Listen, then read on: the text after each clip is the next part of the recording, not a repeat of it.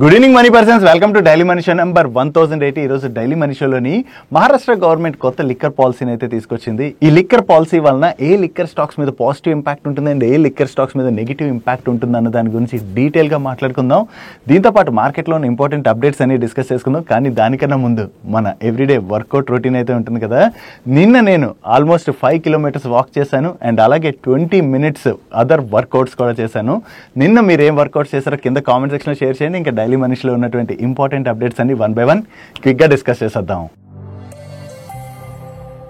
ముందుగా market update చూసినట్లయితే ఈ రోజు సెషన్ లో సెన్సెక్స్ 123 పాయింట్స్ పెరిగి 82,515 పాయింట్స్ కి క్లోజ్ అయినట్లయితే నిఫ్టీ 37 పాయింట్స్ పెరిగి 25,141 పాయింట్స్ కి క్లోజ్ అయింది. అండ్ ఈ రోజు సెషన్ లో మిడ్ క్యాప్ ఇండెక్స్ 0.22% కరెక్ట్ అయినట్లయితే స్మాల్ క్యాప్ ఇండెక్స్ 0.23% కరెక్ట్ అయింది అండ్ బ్యాంక్ నిఫ్టీ 0.3% కరెక్ట్ అయింది. అండ్ మన మార్కెట్ రిలేటెడ్ గా మాట్లాడుకోవాల్సినటువంటి కొంత ఇంపార్టెంట్ డేటా అయితే ఉన్నది. 1 by 1 మాట్లాడుకుందాం. దానిలో అన్నిటికన్నా ముందుగా మన ఇండియా అండ్ యుఎస్ మధ్యన ట్రేడ్ డీల్ రిలేటెడ్ గా నెగోషియేషన్స్ అయితే నడుస్తున్నాయి కదా, మీ అందరికీ ఐడియా ఉన్నది కూడా.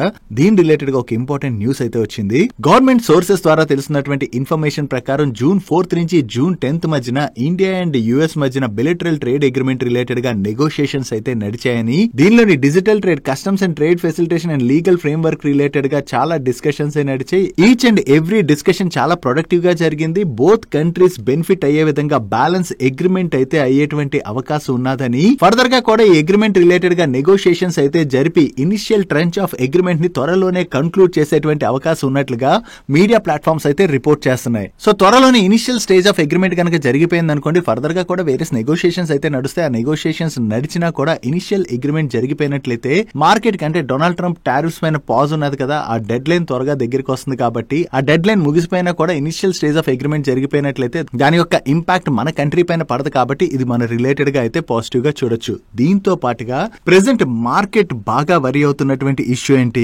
యుఎస్ అండ్ చైనా మధ్యన ఏదైతే ట్రేడ్ వార్ జరుగుతున్నదో దాంతో చైనా ఏం చేసింది, రేర్ ఎర్త్ మ్యాగ్నెట్స్ అయితే కంప్లీట్ గా ఎక్స్పోర్ట్స్ బ్లాక్ చేసింది కదా. దీంతో ఏం జరుగుతుంది, గ్లోబల్లీ ఆటో కంపెనీస్ అన్ని కూడా స్ట్రగుల్ అవుతున్నాయి. ఈవెన్ నిన్న కూడా మనం మాట్లాడుకున్నాం కదా, మారుతి వాళ్ళు వాళ్ళ గ్రాండ్ విటార్ ఈవీ మోడల్ ఏదైతే లాంచ్ చేద్దాం అనుకున్నారో దాని యొక్క ప్రొడక్షన్ కూడా వాళ్ళు కట్ చేసుకున్నారు. ఎందుకంటే చైనా నుంచి ఈ రేర్ ఎర్త్ మ్యాగ్నెట్స్ రాలేదనుకోండి, ప్రతి ఒక్క ఆటో కంపెనీ కూడా చైనా మీద డిపెండ్ అయి ఉన్నది కాబట్టి దాని వల్ల ఆబ్వియస్లీ ఆటో కంపెనీస్ అన్ని కూడా స్ట్రగుల్ అవుతున్నాయి. ఈ ఇష్యూ రిలేటెడ్ గా మార్కెట్ అయితే భయపడుతూనే ఉన్నది. ఇప్పుడు దీని రిలేటెడ్ గా కూడా ఒక పాజిటివ్ న్యూస్ అయితే వచ్చింది.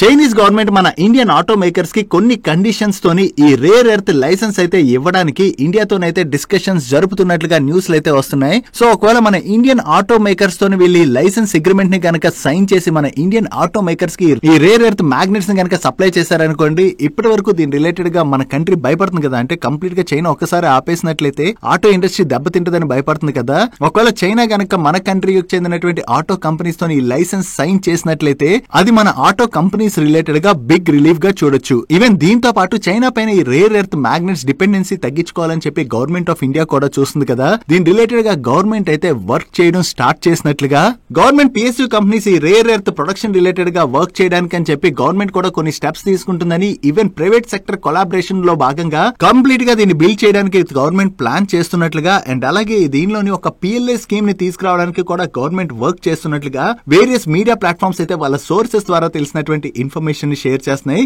ఇనిషియల్ గా మన ఆటో ఇండస్ట్రీ చైనాతోని డిస్కషన్స్ జరిపి ఈ రేర్ ఎర్త్ మ్యాగ్నెట్స్ రిలేటెడ్ గా లైసెన్స్ అగ్రిమెంట్స్ అయితే సైన్ చేసి దాని తర్వాత మన గవర్నమెంట్ కూడా ఇప్పుడు ఆల్రెడీ వర్క్ స్టార్ట్ చేసింది కాబట్టి ఈ ప్రాసెస్ ని కొంచెం స్పీడప్ చేసి మన ఇండియాలోనే దీని యొక్క ప్రొడక్షన్ అయ్యేలాగా గవర్నమెంట్ కానీ స్టెప్స్ తీసుకున్నది అనుకోండి, అప్పుడు చైనా మీద మనకున్నటువంటి ఈ డిపెండెన్సీ అనేది తగ్గిపోతుంది. కాబట్టి ఫ్యూచర్ లో కూడా చైనా బ్లాక్ మెయిల్ చేసినా దీని రిలేటెడ్ గా మనం భయపడేటువంటి అవకాశం ఉండదు. సో ఇప్పటికైతే టెంపరరీ రిలీఫ్, అంటే చైనాతో అగ్రిమెంట్స్ చేసుకుని టెంపరరీ రిలీఫ్ పొందడమే కాకుండా దీనికి పర్మనెంట్ సొల్యూషన్ తీసుకురావడానికి కూడా గవర్నమెంట్ అయితే ఫుల్ ఫ్లెడ్జ్ గా వర్క్ చేయవలసి ఉన్నది. వీటితో పాటు యుఎస్ అండ్ చైనా అఫీషియల్స్ మధ్యన ట్రేడ్ డీల్ రిలేటెడ్ గా డిస్కషన్స్ అయితే జరుగుతున్నాయి కదా. ఈ డిస్కషన్స్ అయితే పాజిటివ్ గానే కొంచెం ముందుకు వెళ్తున్నట్టున్నాయి. రెండు కంట్రీస్ కూడా ఈ ట్రేడ్ టెన్షన్స్ అయితే తగ్గించడానికి అని చెప్పి ప్లాన్ చేసి ఒక అగ్రిమెంట్ కి అయితే రాబోతున్నట్లుగా మీడియా ప్లాట్ఫామ్స్ రిపోర్ట్ చేస్తున్నాయి. చైనా అండ్ యుఎస్ మధ్యన కూడా ఈ ట్రేడ్ వార్ సిచ్యువేషన్ ఏదైతే ఉన్నదో అది త్వరగా ముగిసి ముగిసిపోయినట్లయితే అది గ్లోబల్ ఎకానమీస్ అన్నిటికీ కూడా మనం పాజిటివ్ గా చూడొచ్చు.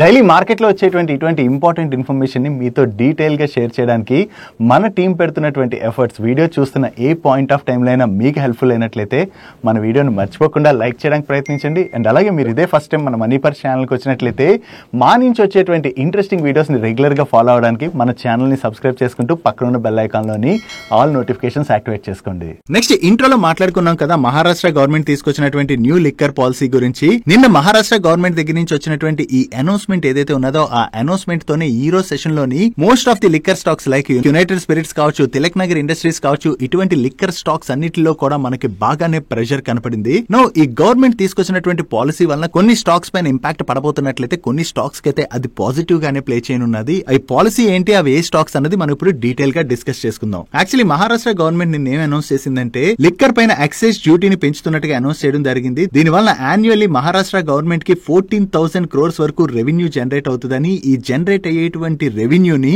వేరియస్ వెల్ఫేర్ స్కీమ్స్ కి యూజ్ చేసేందుకు గాను గవర్నమెంట్ అయితే రెడీ అయింది. కొత్తగా తీసుకొచ్చినటువంటి పాలసీ అంటే ఈ ఎక్సైజ్ డ్యూటీ ఏదైతే పెంచారో దానివల్ల ఏ లిక్కర్ కాస్ట్ ఎంతలా పెరుగుతుందో మనం ఒకసారి చూద్దాం. 180 ml bottle minimum retail price మనం చూసినట్లయితే కంట్రీ లిక్కర్ ప్రీవియస్ గా 70 రూపీస్ ఉంటే ఇప్పుడు కొత్త పాలసీ వలన దాని ప్రైస్ 80 రూపీస్ కి పెరుగుతున్నది. And Indian made foreign liquor price previous గా 180 ml బాటిల్ 110 to 115 రూపీస్ ఉంటే అది ఇప్పుడు 205 రూపీస్ కి పెరుగుతుంది. అదే premium foreign liquor brand price మీరు చూసారనుకోండి, ప్రీవియస్ గా అది 180 ml బాటిల్ 210 రూపీస్ ఉంటే అది ఇప్పుడు 360 రూపీస్ కి పెరుగుతుంది. అంటే మేజర్ ఇంపాక్ట్ ఎక్కడ పడుతున్నది, ఈ ప్రీమియం లిక్కర్స్ ఏవైతే ఉంటాయో ఆ లిక్కర్ బ్రాండ్స్ పైనే ఈ ఇంపాక్ట్ పడబోతున్నట్టుగా మనం అర్థం చేసుకోవచ్చు కదా. దాని వల్లనే యునైటెడ్ స్పిరిట్స్ అండ్ అలాగే తిలక్ నగర్ ఇండస్ట్రీస్ లాంటి స్టాక్స్ లోనైతే బాగానే ప్రెషర్ కనపడింది. ఈ లిక్కర్ ప్రైస్లు ఇంతలా పెరిగినా కూడా మనకి కంట్రీ లిక్కర్ ప్రైస్ చూసాం అనుకోండి పెద్దగా వేరియేషన్ రావట్లేదు కదా. దట్టు ఈ ప్రీమియం లిక్కర్ ప్రైస్లు ఇంతలా పెరిగిన తర్వాత జనరల్లీ ఏం జరుగుతుంది, ఎక్కువ మంది తక్కువ ప్రైస్ కి ఏదైతే లిక్కర్ దొరుకుతుందో దాన్నే కొనుక్కోవడానికి ప్రిఫర్ చేసేటువంటి అవకాశం ఉన్నది. కాబట్టి కంట్రీ లిక్కర్ సేల్స్ అనేవి బాగా పెరగచ్చు. ఈ కంట్రీ లిక్కర్ సేల్స్ పెరిగినట్లయితే దానివల్ల మహారాష్ట్ర బేస్డ్ కంపెనీ అయినటువంటి జిఎం బ్రెవరీస్ వాళ్ళైతే లాభపడబోతున్నారు. దాంతోనే ఈ రోజు సెషన్ లోని జిఎం బ్రెవరీ స్టాక్ లో మనకి అంత పాజిటివ్ మూమెంటం కనపడింది. అండ్ దీంతో పాటుగా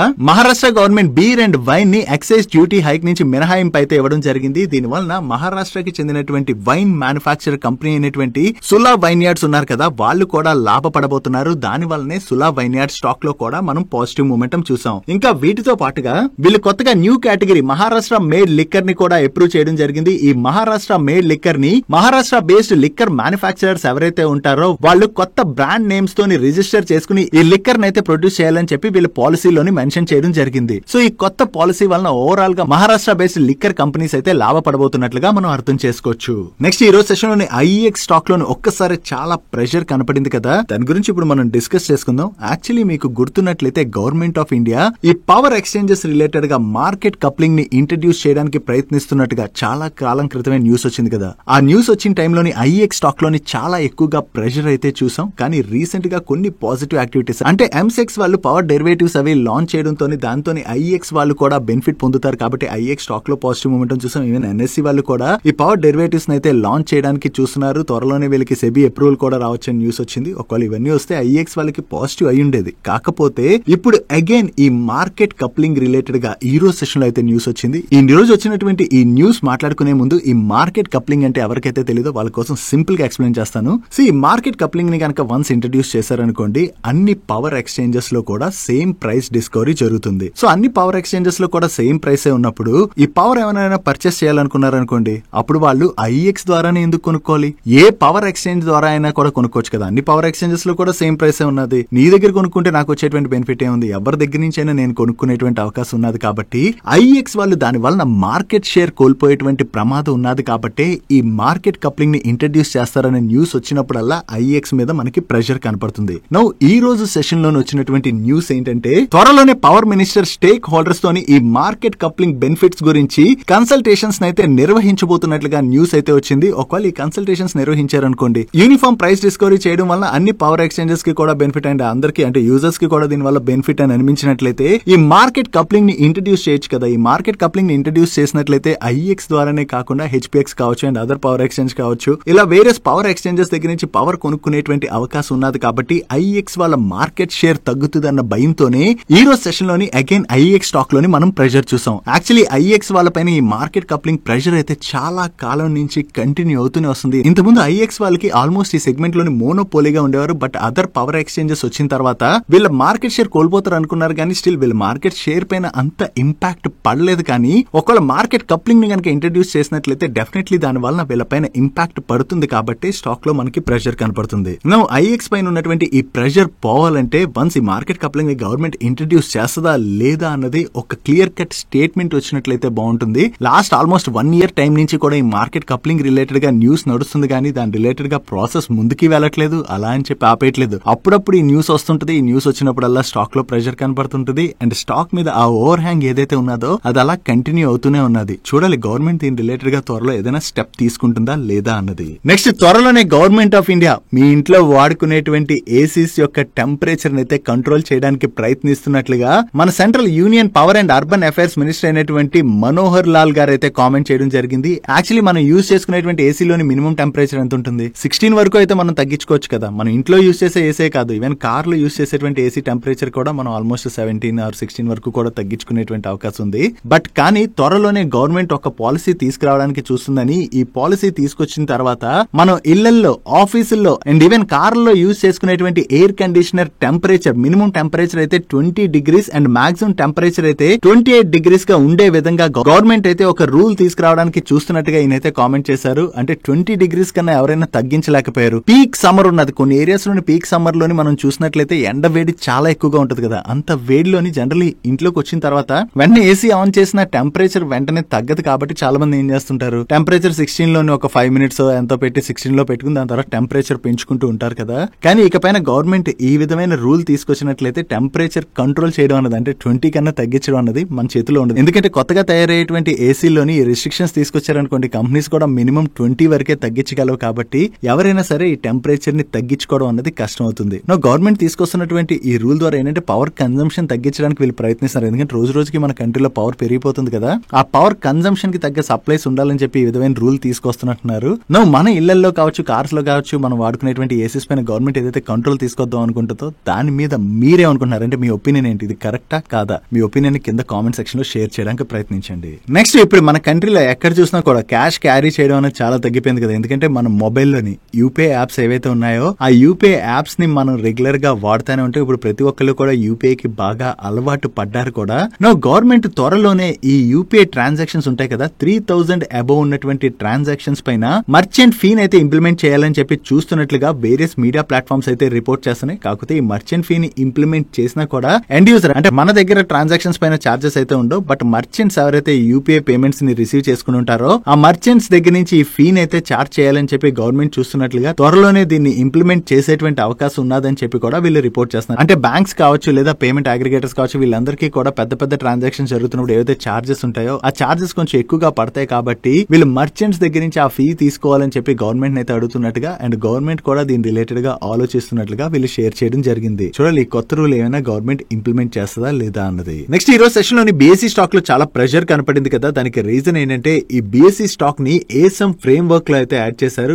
ఏఎస్ఎం అంటే ఏంటి? Additional surveillance measure frame work లో యాడ్ చేశారు. ఏవైతే స్టాక్స్ ని ఈ ఏఎస్ఎం ఫ్రేమ్ వర్క్ లో యాడ్ చేస్తారో ఆ స్టాక్స్ పైన స్క్రూనిటీ అండ్ ట్రేడింగ్ రిస్ట్రిక్షన్స్ అయితే మొదలవుతాయి. అంటే ఒకవేళ ఈ స్టాక్ లోని ఇంట్రాడే ట్రేడింగ్ ఎవరైనా చేయాలనుకున్నారు అనుకోండి, అప్పుడు హయ్యర్ మార్జిన్ రిక్వైర్మెంట్స్ అయితే ఉంటాయి. జనరల్ ఇన్వెస్టర్ ప్రొటెక్షన్ లో భాగంగా ఏవైతే స్టాక్స్ లోని వాలటాలిటీ ఆర్ మూమెంటం ఎక్కువ ఉంటుందో అటువంటి స్టాక్స్ ని ఈ ఏఎస్ఎం ఫ్రేమ్ వర్క్ లో అయితే యాడ్ చేస్తూ ఉంటారు. బీఎస్సీ ని కూడా ఈ ఏఎస్ఎం ఫ్రేమ్ వర్క్ లోని యాడ్ చేయడంతోనే ఈ స్టాక్ రిలేటెడ్ అంటే ఇంట్రాడే అది చేయాలంటే హయ్యర్ మార్జిన్స్ అవి అవసరం పడతాయి. కాబట్టి ఈ రోజు సెషన్ లోని బీఎస్సీ స్టాక్ లోని అంత ప్రెషర్ కనపడింది.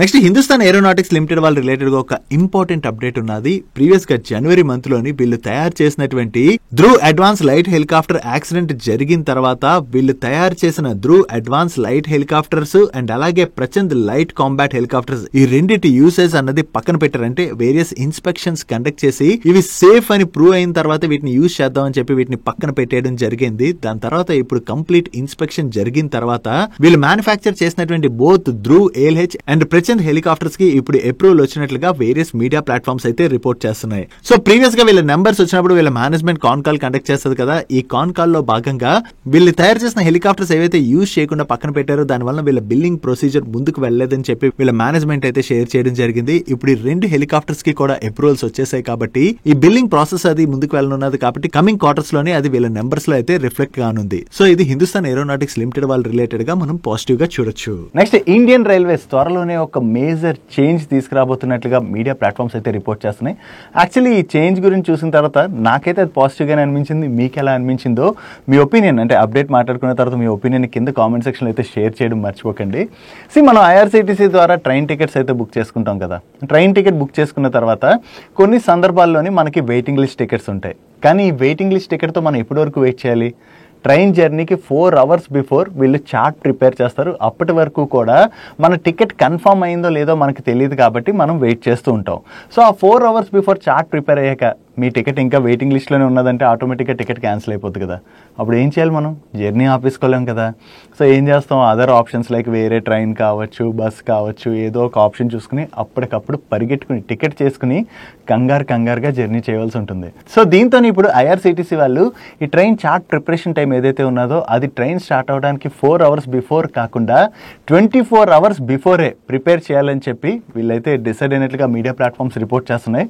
ఒకవేళ 24 hours చార్ట్ ప్రిపేర్ అయిపోయి మన టికెట్ కన్ఫర్మ్ అయిందో లేదో మనకు తెలిసిందనుకోండి, దానివల్ల ఒక రకంగా మనకి అడ్వాంటేజే కదా. అంటే మనకు అప్పుడు ఒకవేళ కన్ఫర్మ్ అవ్వలేదు దెన్ మనం ఒక రోజు టైం ఉంటుంది కాబట్టి డిసైడ్ అంటే అదర్ ఆప్షన్స్ ఏ ఉన్నాయి ట్రావెల్ చేయడానికి చూసుకుని చెక్ చేసుకుని వెళ్ళడానికి మన దగ్గర టైం ఉంటుంది కాబట్టి ట్రావెల్ చేసే వాళ్ళ రిలేటెడ్గా అయితే ఇది బిగ్ రిలీఫ్గానే మనం చూడొచ్చు. బట్ చూడాలి ఫైనల్గా ఐఆర్సీటీసీ వాళ్ళు ఈ డెసిషన్ తీసుకుంటారా లేదా అన్నది. యాజ్ ఆఫ్ నౌ అయితే మీడియా ప్లాట్ఫామ్స్ దగ్గర నుంచి అప్డేట్స్ అయితే వస్తున్నాయి. దీని గురించి మీరేమనుకుంటున్నారంటే ఈ చేంజ్ తీసుకొస్తే మనకు అది బెనిఫిటా కాదా? మీరేమనుకుంటున్నారు కింద కామెంట్ సెక్షన్లో మీ ఒపీనియన్ అయితే షేర్ చేయండి. నెక్స్ట్ టెక్స్మాకో రైల్ వాళ్ళకి ముంబై రైల్వే వికాస్ కార్ప్ వాళ్ళ దగ్గర నుంచి ఒక కాంట్రాక్ట్ అయితే విన్నారు. ఈ order value approximately 44 crores. And ఈ ఆర్డర్ లో భాగంగా వీళ్ళు సెంట్రల్ రైల్వే వాళ్ళ కోసం ట్రాక్షన్ ట్రాన్స్ఫార్మర్స్ రిలేటెడ్ గా వేరియస్ వర్క్స్ అయితే చేయాలి. అండ్ ఈ కాంట్రాక్ట్ ని వీళ్ళు 18 months లోని ఎగ్జిక్యూట్ చేయవలసి ఉన్నది. వీళ్ళు ఏదైతే ఈ కొత్త ఆర్డర్ విన్నారో ఇది టెక్స్మాకో రైల్ వాళ్ళ రిలేటెడ్ గా మనం పాజిటివ్ గా చూడొచ్చు. Next pre engineered steel buildings ని మ్యానుఫ్యాక్చర్ చేసేటువంటి ఇంట్రార్చ్ బిల్డింగ్ వాళ్ళ రిలేటెడ్గా ఒక పాజిటివ్ అప్డేట్ ఉన్నది. వీళ్ళకి ఒక కొత్త ఆర్డర్ అయితే విన్నారు. కాకపోతే కమర్షియల్ ఇష్యూస్ ఉండడం వల్ల కస్టమర్ నేమ్ మాత్రం వీళ్ళు మెన్షన్ చేయలేదు. వీళ్ళకి వచ్చినటువంటి contract value approximately 45 crores. And ఈ కాంట్రాక్ట్ లో భాగంగా ఈ కస్టమర్ కోసం వీళ్ళు pre engineered steel buildings manufacture చేసి సప్లై చేయడంతో పాటు ఎరిక్షన్ వర్క్స్ కూడా చేయవలసి ఉన్నది. అండ్ ఈ కాంట్రాక్ట్ ని వీళ్ళు 6 months లో ఎగ్జిక్యూట్ చేయాలి. నెక్స్ట్ అనిల్ అంబానీ గ్రూప్ కి చెందినటువంటి రిలయన్స్ ఇన్ఫ్రా రిలేటెడ్ గా నిన్నే ఒక పాజిటివ్ అప్డేట్ మనం మాట్లాడుకున్నాం కదా. ఇప్పుడు ఈ రిలయన్స్ ఇన్ఫ్రా వాళ్ళ సబ్సిడరీ కంపెనీ అయిన రిలయన్స్ డిఫెన్స్ వాళ్ళు జర్మన్ బేస్డ్ డేల్ డిఫెన్స్ వాళ్ళతోని ఒక ఎంఓయూ అయితే సైన్ చేయడం జరిగింది. ఈ ఎంఓయూలో భాగంగా ఈ రిలయన్స్ డిఫెన్స్ వాళ్ళు కొత్తగా గ్రీన్ ఫీల్డ్ ప్రాజెక్ట్ ఏదైతే వీళ్ళు సెటప్ చేయబోతున్నారో దానికి ఈ పార్ట్నర్షిప్ అయితే చాలా హెల్ప్ఫుల్ అవుతుందని, వన్స్ ఈ ప్రాజెక్ట్ ని కనుక సెటప్ చేసినట్లయితే దాని ద్వారా annually 2 lakh artillery shells and 10,000 explosives తో పాటు వేరియస్ అదర్ థింగ్స్ కూడా మ్యానుఫ్యాక్చర్ చేయొచ్చు అని చెప్పి వీళ్ళు షేర్ చేస్తున్నారు. సో ఓవరాల్ గా ఈ గ్రీన్ ఫీల్డ్ ప్రాజెక్ట్ కనుక సెటప్ చేసినట్లయితే దాని ద్వారా వీళ్ళకి 10,000 crores వరకు రెవెన్యూస్ అయితే జనరేట్ అవ్వచ్చు అని చెప్పి వేరియస్ మీడియా ప్లాట్ఫామ్స్ అయితే రిపోర్ట్ చేస్తున్నాయి. దీంతో పాటుగా ఈ పార్ట్నర్షిప్ ని యూజ్ చేసుకుని వీళ్ళు ఇండియన్ ఆర్మ్డ్ ఫోర్సెస్ కోసం సిస్టమ్ బాల్కినో 155mm మ్యూనిషన్స్ ఏవైతే సప్లై చేయాలో దానికి కూడా ఇది హెల్ప్ఫుల్ అవుతుందని చెప్పి రిలయన్స్ ఇన్ఫ్రా వాళ్ళు షేర్ చేస్తున్నారు. ఓవరాల్ గా ఈ పార్ట్నర్షిప్ ద్వారా డిఫెన్స్ సెక్టర్ లో ఏదైతే గ్రోత్ వస్తుందో ఆ గ్రోత్ అయితే వీళ్ళు క్యాటర్ చేయడానికి చూస్తున్నారు కాబట్టి ఇది రిలయన్స్ ఇన్ఫ్రా వాళ్ళ రిలేటెడ్ గా పాజిటివ్ గా చూడొచ్చు. దాంతోనే ఈ రోజు సెషన్ లో ఈ స్టాక్ పాజిటివ్ గా రియాక్ట్ అయింది. డైలీ మార్కెట్ లో వచ్చేటువంటి ఇటువంటి ఇంపార్టెంట్ అప్డేట్స్ ని మీతో డీటెయిల్ గా షేర్ చేయడానికి మన మనీ పర్స్ టీమ్ ఏవైతే ఎఫర్ట్స్ పెడుతుందో ఆ ఎఫర్ట్స్ కనుక మీకు హెల్ప్ఫుల్ అవుతున్నట్లయితే మన వీడియోని మర్చిపోకుండా లైక్ చేయడానికి ప్రయత్నించండి. నెక్స్ట్ సోలార్ మోడల్స్ మ్యానుఫ్యాక్చర్ చేసి సప్లై చేసేటువంటి వారి ఎనర్జీస్ వాళ్ళకి వారి సోలార్ అమెరికాస్ అనేటువంటి ఒక సబ్సిడరీ కంపెనీ ఉన్నది. ఈ సబ్సిడరీ కంపెనీకి యుఎస్ లోని utility scale solar and energy storage projects ని డెవలప్ చేసేటువంటి ఒక రెన్యూడ్ కస్టమర్ దగ్గర నుంచి కొత్తగా ఆర్డర్ ని విన్నారు. ఈ ఆర్డర్ లో భాగంగా ఈ కస్టమర్ కి వీళ్ళు 599 మెగావాట్ సోలార్ మాడ్యూల్స్ అయితే సప్లై చేయవలసి ఉన్నది. అండ్ ఈ కాంట్రాక్ట్ ని వీళ్ళు క్యాలెండర్ ఇయర్ 2026 లోని ఎగ్జిక్యూట్ చేయవలసి ఉన్నది. సో వీళ్ళు కొత్తగా ఏదైతే ఈ ఆర్డర్ విన్నారో ఇది వారి ఎనర్జీస్ వాళ్ళ రిలేటెడ్ గా మనం పాజిటివ్ గా చూడొచ్చు. Next Jio financial services related గా 1 by 1 పాజిటివ్ అప్డేట్స్ అయితే వస్తున్నాయి. యాక్చువల్లీ వీళ్ళు ఫైనాన్షియల్ సర్వీసెస్ సెక్టర్ లోని వేరియస్ సర్వీసెస్ ని అందిస్తూ వీళ్ళ బిజినెస్ ని స్ట్రాంగ్ గా గ్రో చేయడానికి ప్రయత్నిస్తున్నారు కదా, కానీ దానికి వీళ్ళకి వేరియస్ అప్రూవల్స్ కూడా రావాల్సి ఉన్నది. రీసెంట్ గానే వీళ్ళ Jio BlackRock joint venture కంపెనీకి మ్యూచువల్ ఫండ్ బిజినెస్ ను ఆపరేట్ చేసుకునేందుకు గాను సెబీ దగ్గర నుంచి అయితే అప్రూవల్ అయితే వచ్చేసింది కదా. దాంతో వీళ్ళు వెబ్సైట్ ని కూడా ఈ వీక్ లోనే లాంచ్ చేయడం జరిగింది. దాని గురించి మనం డిస్కస్ చేసుకున్నాం కూడా.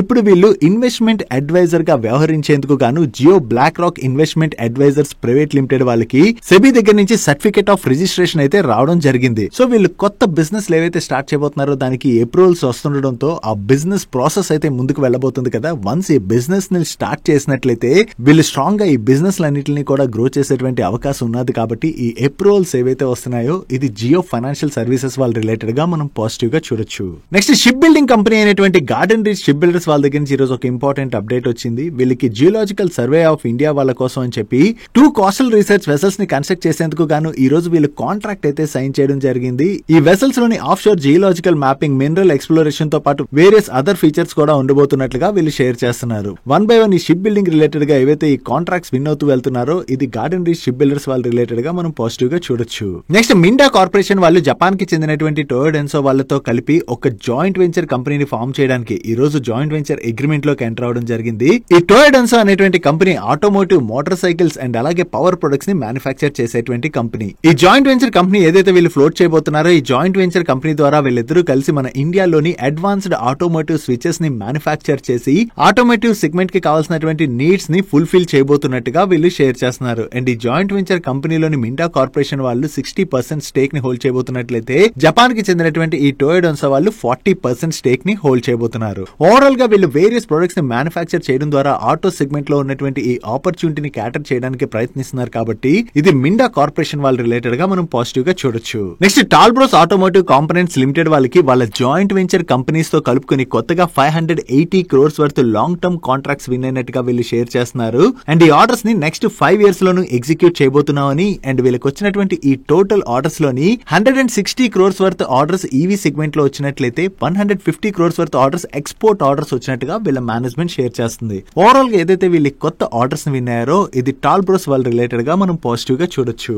Next various types of explosives manufacture చేసేటువంటి ప్రీమియర్ ఎక్స్ప్లోజివ్స్ వాళ్ళకి ఒక ఇంటర్నేషనల్ క్లయింట్ దగ్గర నుంచి న్యూ ఆర్డర్ అయితే వచ్చింది. ఈ order value approximately 2.6 crores and ఈ ఆర్డర్ లో భాగంగా వీళ్ళు కమర్షియల్ ఎక్స్ప్లోజివ్స్ ని సప్లై చేయవలసి ఉన్నది. అండ్ ఈ కాంట్రాక్ట్ ని వీళ్ళు 2 months లో ఎగ్జిక్యూట్ చేయాలి. నెక్స్ట్ మహేంద్ర లాజిస్టిక్స్ వాళ్ళు మహారాష్ట్ర పాల్టన్ లోని వాళ్ళ new state of art where housing ఫెసిలిటీని అయితే ఈ రోజు లాంచ్ చేయడం జరిగింది. ఈ ఫెసిలిటీని వీళ్ళు డెడికేటెడ్ గా కమిన్స్ ఇండియా వాళ్ళ కోసం అయితే యూజ్ చేయనున్నారు. నౌ ఈ ఫెసిలిటీని యూజ్ చేసుకోవడం ద్వారా కమిన్స్ ఇండియా వాళ్ళు ఇండియా వైజ్ ఉన్నటువంటి వాళ్ళ సప్లై చైన్ ఎఫిషియన్సీని ఇంప్రూవ్ చేసుకోవడంతో పాటు లాజిస్టిక్ క్యాపబిలిటీస్ ని కూడా ఎన్హాన్స్ చేసుకోబోతున్నట్లుగా మహేంద్ర లాజిస్టిక్స్ వాళ్ళు షేర్ చేస్తున్నారు. Next oil and gas exploration చేసేటువంటి సేలన్ ఎక్స్ప్లోరేషన్ వాళ్ళు వీళ్ళ ప్రమోటర్ గ్రూప్ కంపెనీ అయినటువంటి యాంటలోపస్ ఎనర్జీ ప్రైవేట్ లిమిటెడ్ ని ఈ సేలన్ ఎక్స్ప్లోరేషన్ లోని మర్జ్ చేయబోతున్నట్టుగా ప్రీవియస్ గానే అనౌన్స్ చేశారు కదా. ఈ మర్జర్ కి ఎన్సీఎల్టీ చండీగఢ్ బెంచ్ నుంచి వీళ్ళకి అప్రూవల్ వచ్చినట్టుగా షేర్ చేస్తున్నారు. సో మర్జర్ కి అప్రూవల్ వచ్చింది కాబట్టి ఈ మర్జర్ ప్రాసెస్ అయితే ముందుకు వెళ్ళబోతున్నట్టుగా మనం అర్థం చేసుకోవచ్చు. నెక్స్ట్ నజారా టెక్నాలజీస్ లోని రాకేష్ జుంజున్వాలా గారి వైఫ్ రేఖా జుంజున్వాలా గారికి స్టేక్ ఉన్న విషయం చాలా మందికి ఐడియా ఉండే ఉంటుంది కదా ఆల్రెడీ.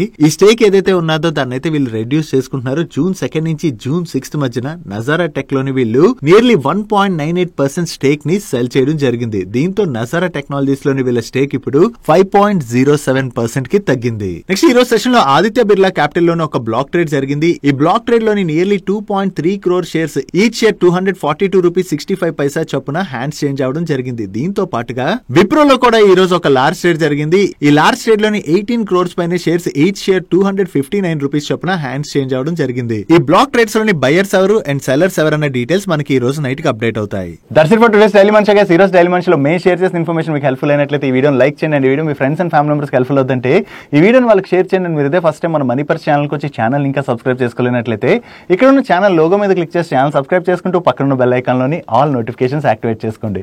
నేను చంద్రశేఖర్ పత్రి మరొక ఇంట్రెస్టింగ్ వీడియోతో కలుద్దాం. Good night.